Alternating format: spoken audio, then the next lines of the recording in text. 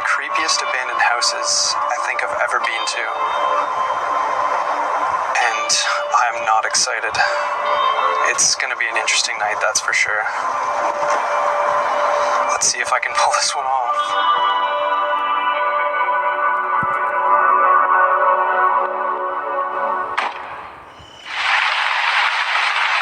So finally just got inside here. And there's a lot more brush than I remember. I am soaked. And it looks like this is nice photos of ducks or something.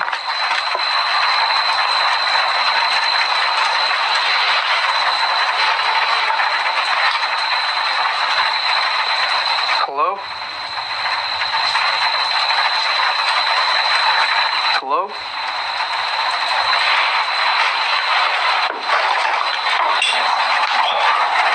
There's a mouse that just moved under that box. It startled me. There's, I think, a photo of the mother or one of the daughters.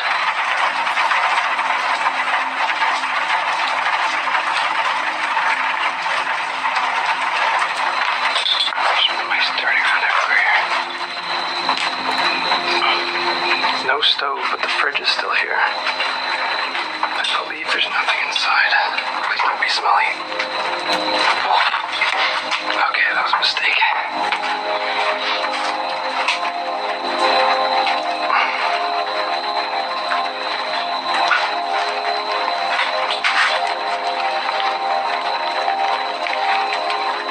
Looks like they had some ducks.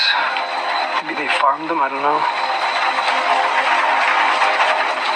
There's all these cassettes that Gordon had that he recorded, but they have very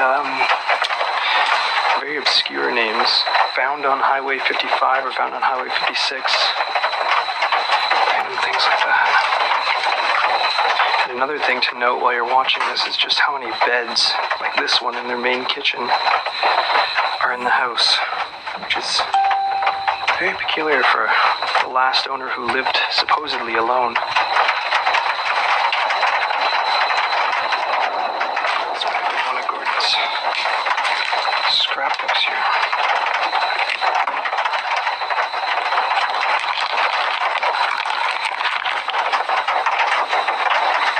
Some very weird objects, like this is a pen he put in laminate.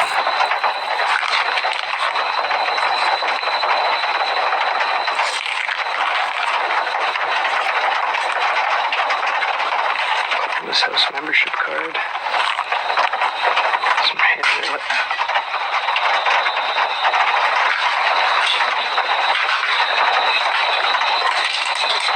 Hello?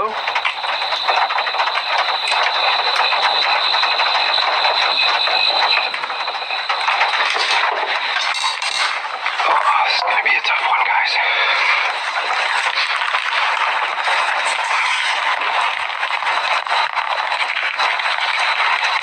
Looks like he had various cutouts from inserts in magazines and such.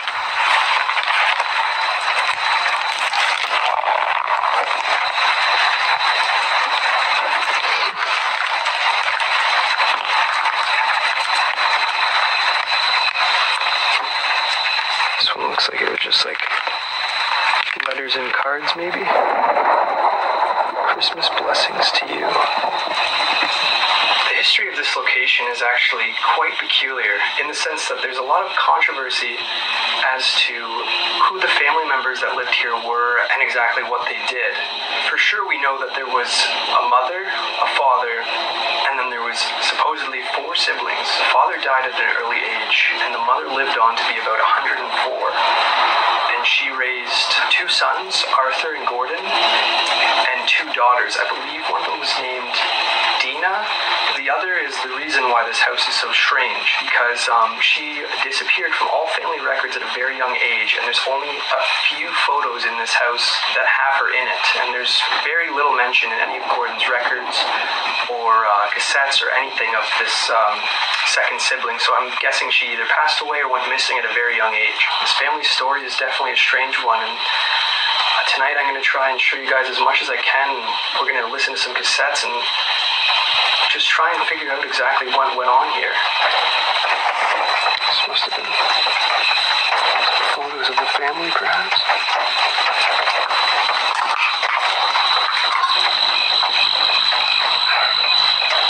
It's like a little cubby.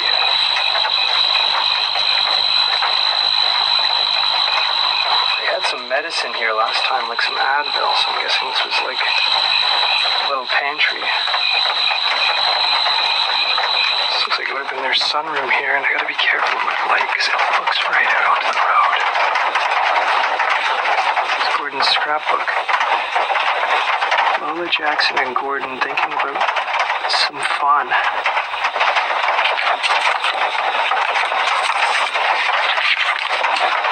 This looks like it was a photo of the two sisters. It's very hard to see. Oh, here's a photo of all four of them. It's probably one of the last photos ever taken. One of the few photos taken with all of them.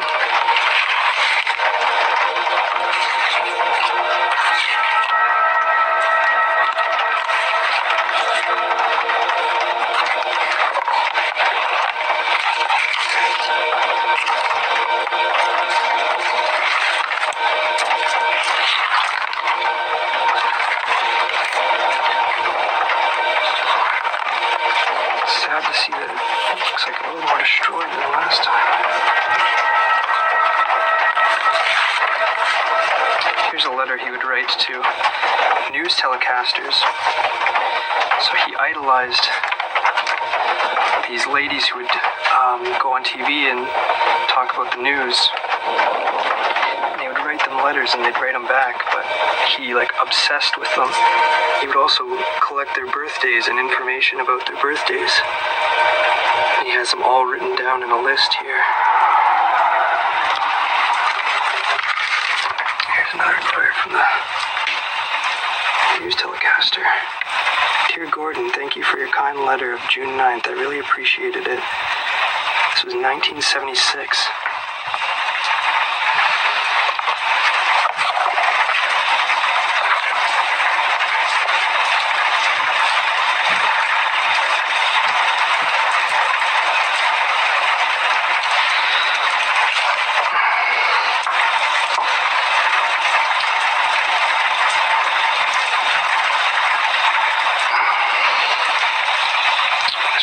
Creeps me out.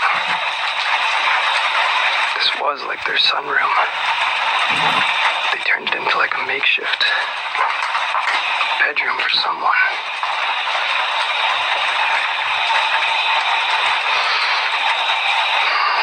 This looks like one of many photos that Gordon had of animals he'd killed.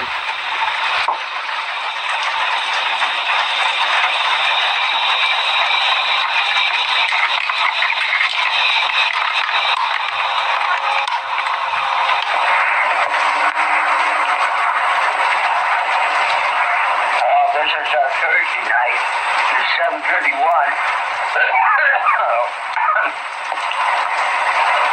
I'm laying here in the alcove bed. I wonder, this is rec party.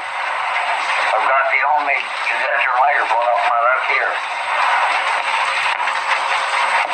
Yeah, man. Oh, it's Rick.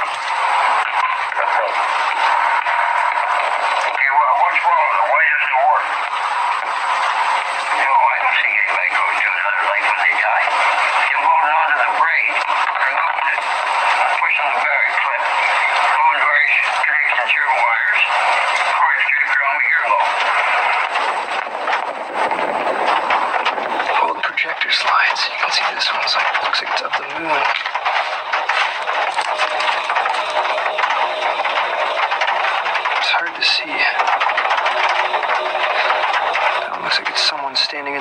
grass.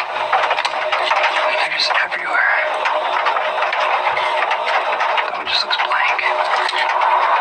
I have been back in our woods with Ella and my sister about 1949. This has been like a room between the sunroom and the living room here. As you can see, here's more of these collages that Gordon has made of animals he's killed and mutilated here. Very disturbing. There's also a lot of reel-to-reel tapes here. I wish I had a player that could play all these. Where the upstairs bedrooms are, this door closes here. And it doesn't really have much functionality. There's no reason to have a door that looks like it would have locked in the way of the stairwell here.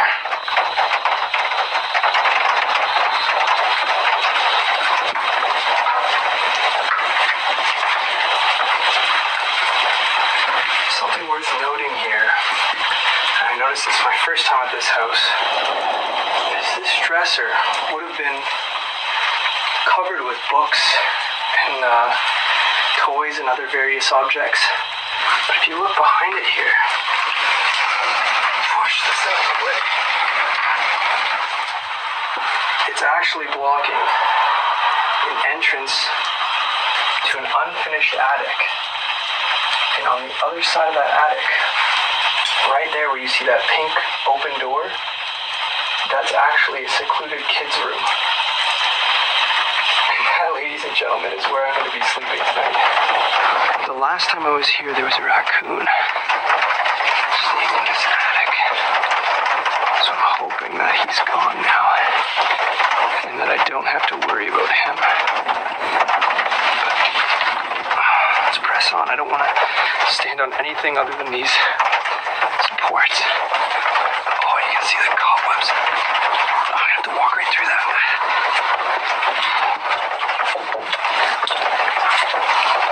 Nice little nail there. I don't know if you can see that.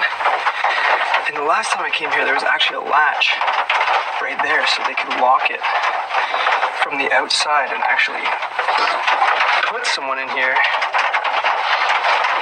And this little cot looks like it's going to be my bed, and oh, it looks like there used to be a shelf in the back corner. Somebody took that out.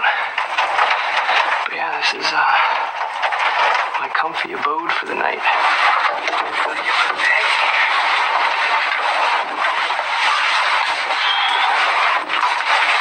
Oh, is this cozy?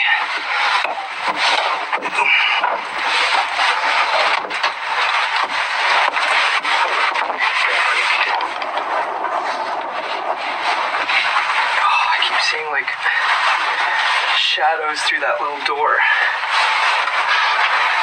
because of my flashlight. The way it reflects off my arm, and it's not the best thing to see in the world. Look at that, perfect size. Oh. Take off this jacket, this rain jacket got soaked. I might just hang it over my bag tonight. Alright, so now that we've got our bed set up, we can explore the rest of the upstairs here.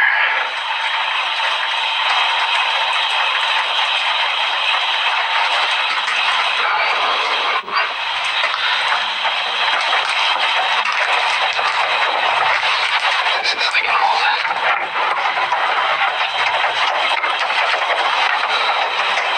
60s style TV there. Radio.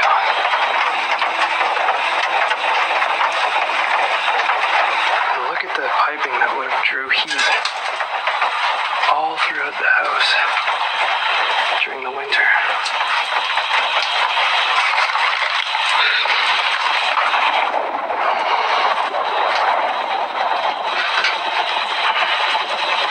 This is one of the bedrooms here.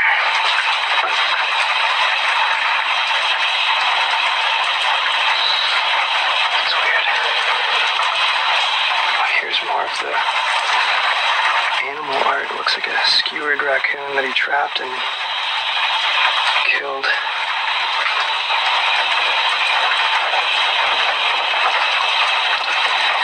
Various cassettes.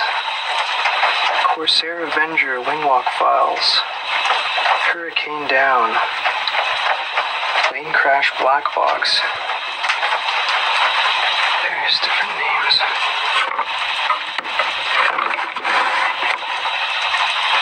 Old slipper. And oh, look at that. That would have been a phone right above their bed there.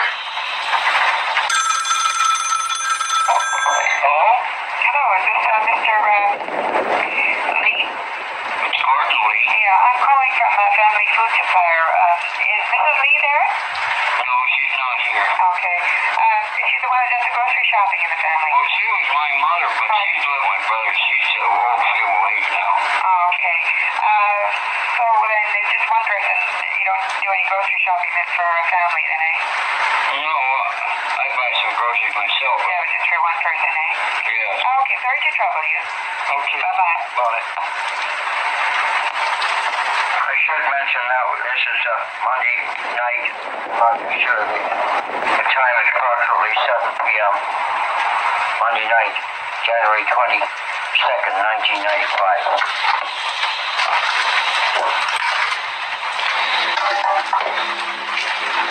Moving to the next room here. Oh, wow. Yeah, there's vintage clothing and dresses.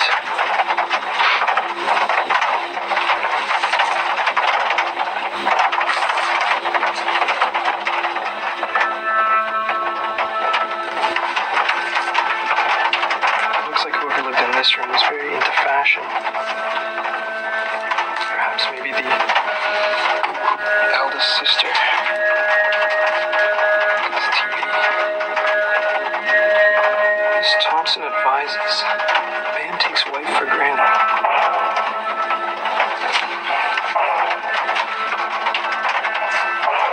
So maybe some old photos in the projector slides.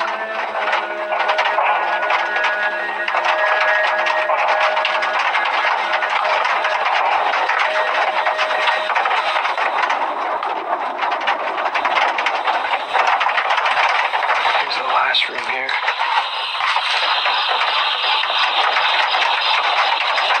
There's just a couple chairs and it looks like a lot of letters here.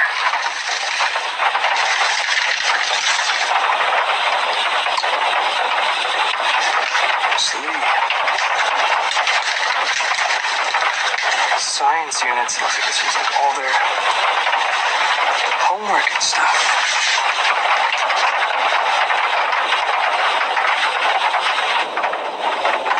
You love the place for the chickens fixed up for you. So maybe this was talking about their farm. Interesting.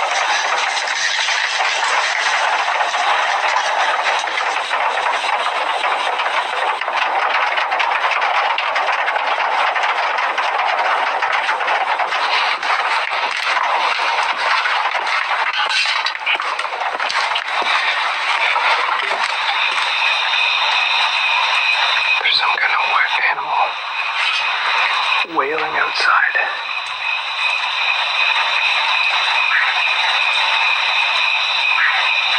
I don't know if you can hear that. I really hope he's not upstairs when I'm trying to sleep.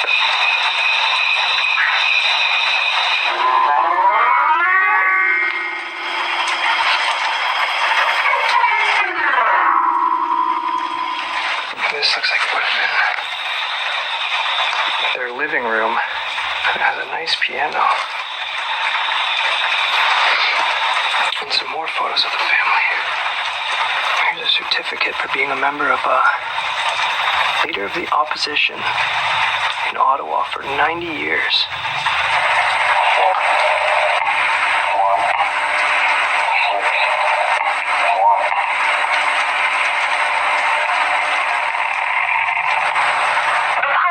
U.S. Air flight had little warning of any problems and never knew just what went wrong. The flight data recorder shows the plane rolled left and spiraled nose first into the ground. The first hint of trouble came 25 seconds before impact. Unexplained noises on the cockpit voice recorder. 3 clicks. The chief pilot says, "Jeez." Then additional noises, thumps, and more clicks. As the plane starts to roll, the pilot says, "Hang on, hang on." Then, "What the hell is this?" As the jet begins to shake violently. The pilot says, "Oh God, oh God." The plane is now nose down as the pilot shouts to the first officer, "Pull, pull." There is screaming. Then the final words, the first officer yells, "No."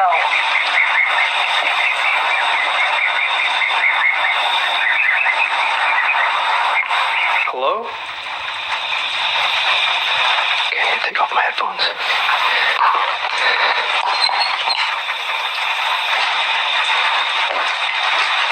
I keep hearing something coming from in here. I really hope it's not that raccoon.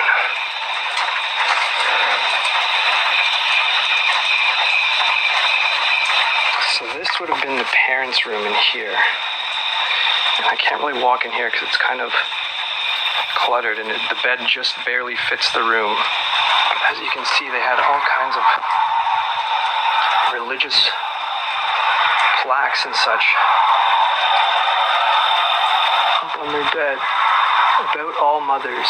Some mothers are talented, industrious too, and some are great fun, whatever they do. It's a little poem.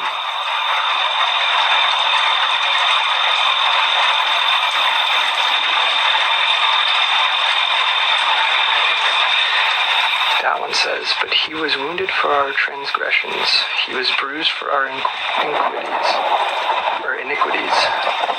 The chastisement of our peace was upon him, and with his stripes we are healed." And there's a Moody Bible Institution of Chicago certificate. Coming to the last room on the main floor here would have been the bathroom. And this is actually the only washroom in this whole entire house. And it looks like, I've seen this writing on the exterior and interiors in the barns and such. Gordon would like to paint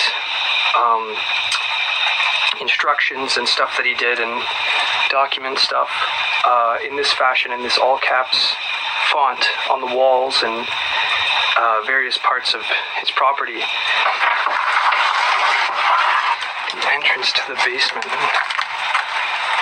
Look at how steep these stairs are. I don't think I'll head down this way because I think there's another way around back. These steps don't look the most stable. Looks like they collapsed over the years. I hope we'll be able to get down here because it looks buried. Oh.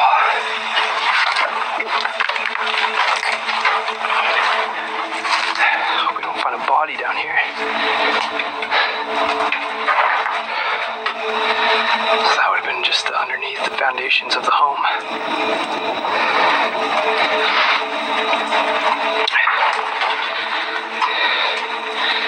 It looks fairly empty, which is a disappointment. Oh my God, there's something living in that pipe.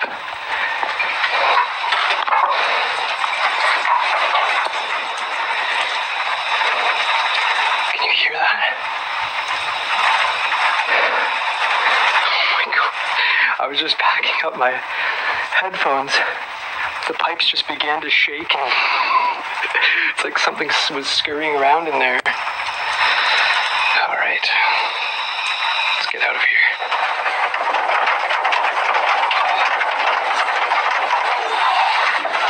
Back into my home sweet home. And I think with that, I can now call it a night.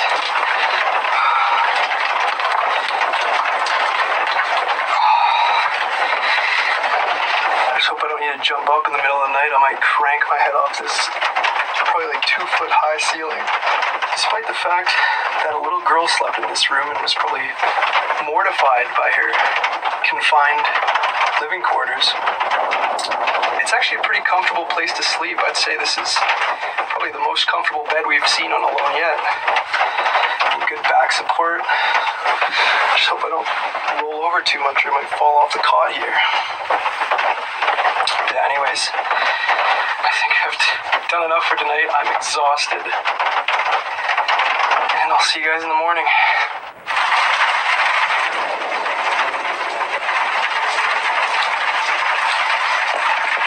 It's just the storm. It's picked up a lot. I don't know if you can hear.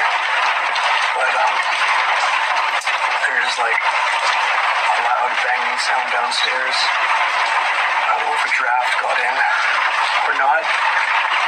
But I might have to go check it out. I don't know. It's really hard to sleep in this house. I keep hearing something running around up here. Each time I take a look, there's nothing. I don't know what it is. It sounds like it's scurrying. So it looks like I'm gonna have to close this door for tonight. I don't want raccoon visitors during the night, so I'm gonna try and seal myself. If only the outside lock was still working, I could lock myself in here and just have a nice peaceful sleep, you know? But this house just doesn't want to give me that. See, the worst part about these alones is not actually going to these places and not like I have no problem exploring the creepiest depths of each of these places, like tunnels, no problem, creepy basements, no problem, midnight, no problem, 3 a.m., I have no problem walking around. It's just when you try to go to sleep, that's the worst. A, because the sleeping conditions are usually pretty poor. And B, because when you're not focusing on taking a video or filming, that's when your mind starts to wander. Like, right now I'm trying to focus on like sleeping, but like as you lay down, as you sleep, you have a tendency to like just let your mind wander, and you have to have such like a high discipline to keep your mind in like a sane state so you don't start seeing things or don't let your mind start playing tricks on you.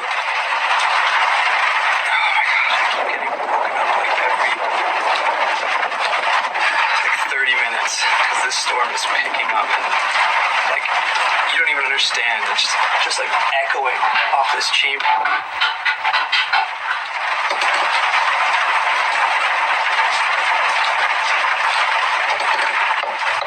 Oh my god, you guys can't see this right now. Oh, my shoes. God.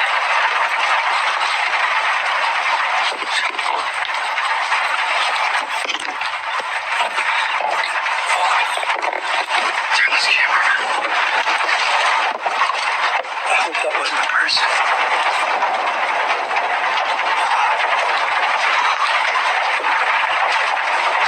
Hello?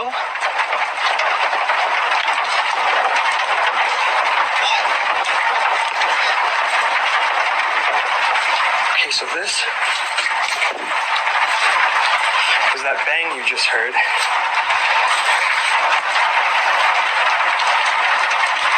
You know that shelf that was sitting right here that I pushed out of the way that was blocking the entrance to this attic?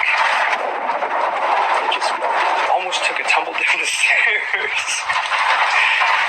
And it scared the life out of me. How the hell did this thing fall? I thought I gave it enough space on the ledge where it wouldn't have fallen over. And I'm keeping this light on at all times.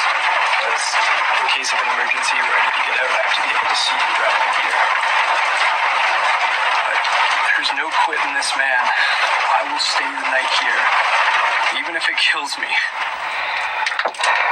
So we made it till morning. And this is my breakfast. It's about 6:40 right now, so we missed sunrise, unfortunately. Almost had a heart attack when that the shelving unit fell down and made that loud thud. The storm let up around 4 a.m. and then that's when I got a decent, well, not a decent sleep, but an okay sleep. If the coyote night was at 8, this was probably a 6.5. I don't know if you can see, but this cot couldn't bear my weight and kind of ripped a little bit, which I wasn't too happy about, because I was pretty much had my back on the floor for a good portion of it. And I'm kind of upset that I broke the cot. I feel bad. But, I mean, I probably shouldn't have slept on it in the first place. That was my fault. But I have a nice, healthy breakfast of Nutrigrain bar and Welch's fruit snacks. And I just honestly can't wait to get out of this house. Oh.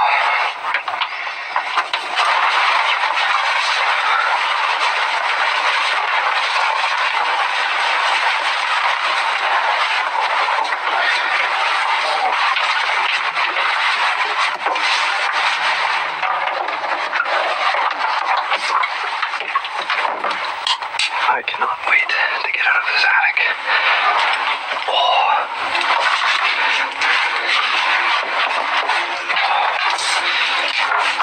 Sorry, my bag is stuck. Oh, it's daylight finally. As the storm cleared and the sun rose, I had survived another night. It was definitely not the easiest of challenges I'd ever tackled, but I could hold my head high and proudly say that through hell and high water, I came out on top. Thank you for watching.